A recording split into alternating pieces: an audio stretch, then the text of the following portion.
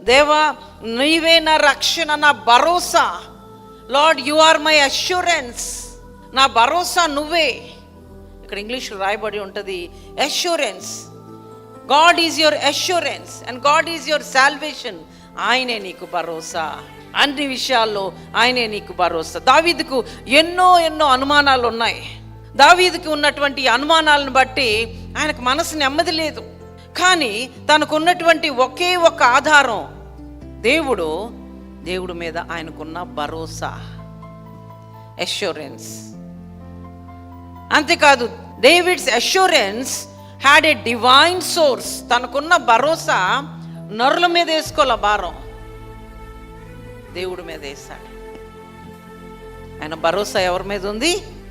God, దేవుడి మీద మాత్రమే ఆయన భరోసా వేశాడు. మరి నీకు ఏదన్నా సమస్య వచ్చినప్పుడు నువ్వు ఎవరి మీద ఆధారపడుతున్నావు? నీ అష్యూరెన్స్ ఎవరు? నీ రక్షణ ఎవరు? నీకు కాపుదలు ఎవరు? నిన్ను ఆదరించేది ఎవరు? నీకు హక్కు చేర్చుకునే వాళ్ళు ఎవరు? నీకు సహాయం చేసేవాళ్ళు ఎవరు?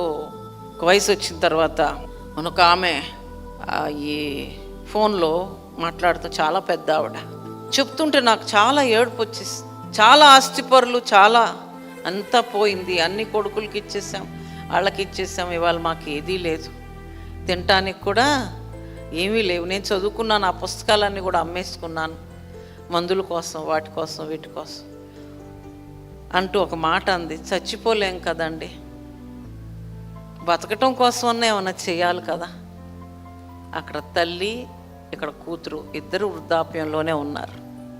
చూద్దాం ఒక్కసారి బయట ఎలాంటి పరిస్థితులు జరుగుతున్నాయి.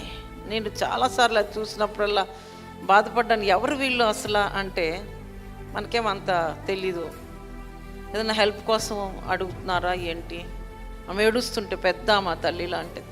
సో ఇవాళ హూ ఈజ్ యువర్ అష్యూరెన్స్?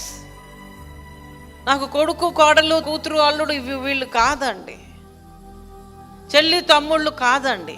దావీదు వాళ్ళ మీద ఆధారపడలా. ఇక్కడ ఆయనకు చాలా మంది భార్యలు ఉన్నారు, బిడ్డలు ఉన్నారు. ఏమన్నాడు? You are my soul. దేవా నువ్వే నాకు భరోసా.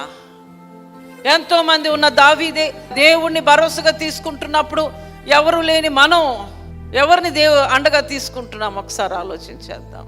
క్రైస్తవులు ఏ విషయంలోనూ భయపడాల్సిన పని లేదు, దిగులు పడాల్సిన పని లేదు. ఎందుకంటే దేవుడే నీకు భరోసాగా నీ పక్కన ఉంటూ ఉంటాడు. ఇప్పుడు, ఎప్పుడు, ఎప్పటికైనా he is only the source of our life.